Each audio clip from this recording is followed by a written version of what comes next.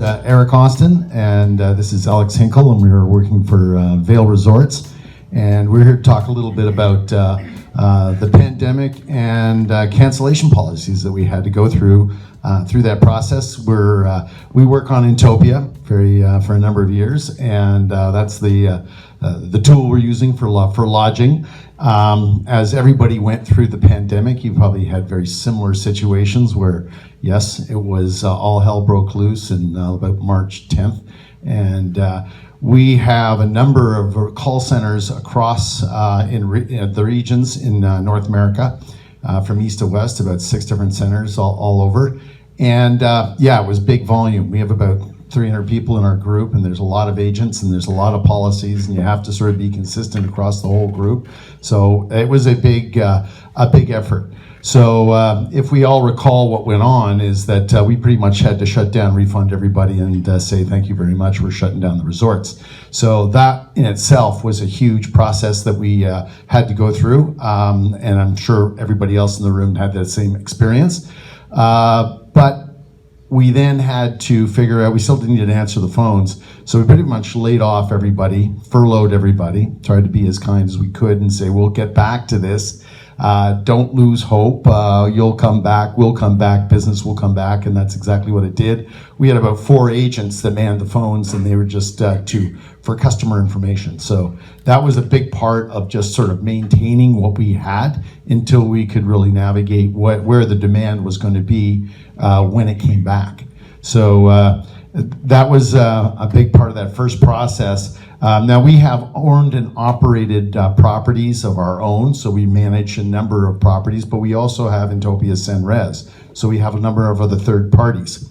We have in Inntopia all of our cancellation policies, deposit policies set up at the supplier level. Thank you. That worked out very well. It wasn't always like that, so that was a real help. But we had to figure out even internally what our O&O, or our owned and operated, when I say O&O, what we were going to do to incite confidence in people when they were going to travel or start to come back to travel in a pandemic environment.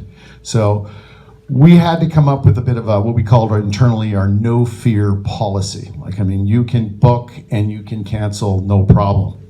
And that was a big win, and we'll go through some of the wins. Alex will go through some of those. But basically the pandemic policy changes we did was for summer, no deposit, just book, no problem. We're going to take final payment 48 hours in advance. And again, that did work. Winter was $49 down, final payment 7 days out, holiday a little bit stricter, but we had to be a little bit bold. Now, everybody was all over the place in terms of what their policies were. It was a bit of a crazy, and there was no set book or policy that we needed to go, but this was the internal one, and what we want to talk about is how we sort of came up with this and how we processed this, and sort of what the impacts were, the pros and the cons, as we went through this whole piece. I'm going to leave it over to Alex to keep on how the planning went. Yeah, so once we got the deposit policies under our belt, we knew that there was going to be a lot of demand. We also knew that the pandemic environment was going to constantly keep changing. So we tried to do our best to proactively plan for as many scenarios as we could to adapt to guests who were now arriving and having to deal with the pandemic themselves. We, like many, we offer travel insurance, but as we know, even though it's a pandemic, people didn't buy that. So we worked with our vice president team all across hospitality to really do our best to outline all the scenarios that we could think of.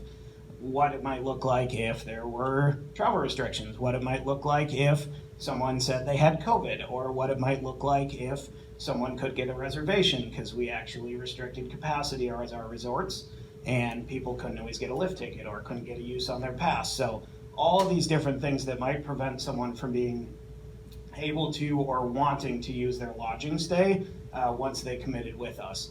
So we created that list, and then we also created an escalation process where if there was an exception to any of these lenient policies, that would go through myself or our other director to either approve that, deny that, or escalate accordingly if it was a more complex problem, to see how we would deal with that. We also worked through, how do we make sure that we are working with PR, marketing, getting information in our agents' hands as quickly as possible as those market conditions changed, because we knew that guests would have questions immediately. And then the other piece to this is we tried our best to outline scenarios, and then things came up that we would never have imagined. So Summit County, Colorado decided that people from separate households couldn't stay in the same unit together. So we had to get creative. We tried to offer smaller units and divide parties up and do what we could. But we really tried to be intentional that you couldn't say COVID and have it be a get out of jail free card. So we didn't want people traveling here sick, but we also tried to be flexible with folks and offer date changes or try to be accommodating in a pandemic environment, but also be accountable to our owners. Yes. Sorry for anyone who couldn't hear that. So wins. Honestly, a lot of our pre-planning did go as well as it could have. It at least gave us a baseline as something we didn't consider came up to look at how we were aligned to handling other scenarios, make a quick proposal, and understand how we would handle that particular situation. The new policies were amazing. Not only did we have complete unprecedented demand for outdoor travel as a product, people felt comfortable committing to coming to our resorts with those policies and feeling comfortable traveling. The other piece to that is if we had exceptions, so someone called us day before arrival, said, my whole family just tested positive with COVID, we could date change that, and often if it was a weekend stay, we could backfill that stay. So it really worked out well, intentional or otherwise. We also had a bit of an oversell strategy that helped us backfill some of those rooms too. So the demand certainly helped us with that leniency.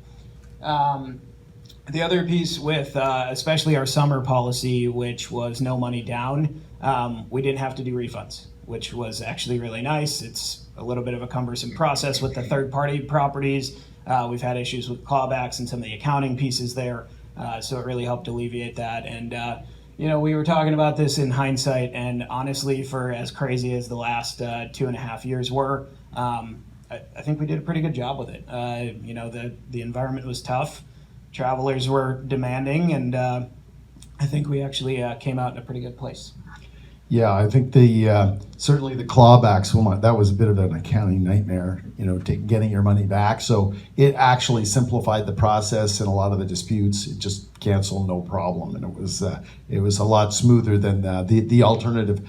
The other thing was supporting our agents and making sure that we retained those staff.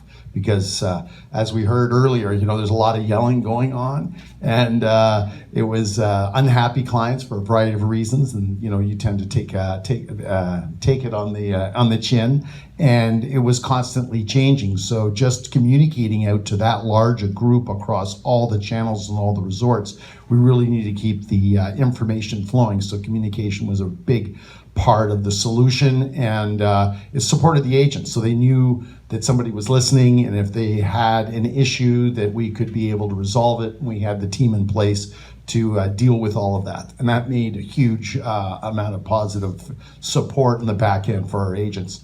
So yeah, it went about as best as it could, and we don't know going forward what's going to happen, but at least we have a process and a team in place to be able to deal with it. And as Tom, it's a little bit of a forecasting crystal ball now. What's going to happen? We don't know if we're going to have another wave of pandemic, what the restrictions are on vaccinations. I know I'm going back up into Montreal this afternoon, and I'm frantically trying to fill out my Arrive Canada app, and I can still go across the border and be randomly selected, and I have to go into isolation or quarantine if I happen to test positive. So we've got all these factors still that we're trying to explain to people as they travel. So it's still a concern, it's still a restriction, and we need to be fluid in the way in which we manage it. So we're not really quite sure where it'll go. Certainly demand seems to be, there. ADR kind of plays into that whole story, but anything can happen. So we need to be ready for that. And on the policies, it's interesting now, we went to the no fear policy, you were getting a lot of pushback from people going, I want the old policy. but that's not the policy right now. So probably more of the pushback of the people who were familiar with the new no fear policy and thought that was the new standard. So it is difficult to go back to the old when you've had such a lenient policy. So again, homeowners who are your partners in your lodging locations probably want the stricter policy to guarantee revenue, but at the same time, we want to make sure that we make it as easy as possible to transact and support your customers. So going forward, it really remains to be nimble, and prepared, and have a process in place to be able to deal with all the escalations that you get. So, there's no rule of thumb here. It's you sort of deal with it as it comes. One other thing that was really good is because, as you know, most of these escalations, you're going to give money back to a customer. That usually goes the authorization right to the top. So as you build that process in place, the trust and the ability to make those decisions on a more immediate level, right in the call centers with the managers, that was huge in terms of turning stuff around and being, really reactive to your customer who, yeah, we can do that. We know that fits into this situation. So this is the scenario. Absolutely, sir, we can do that.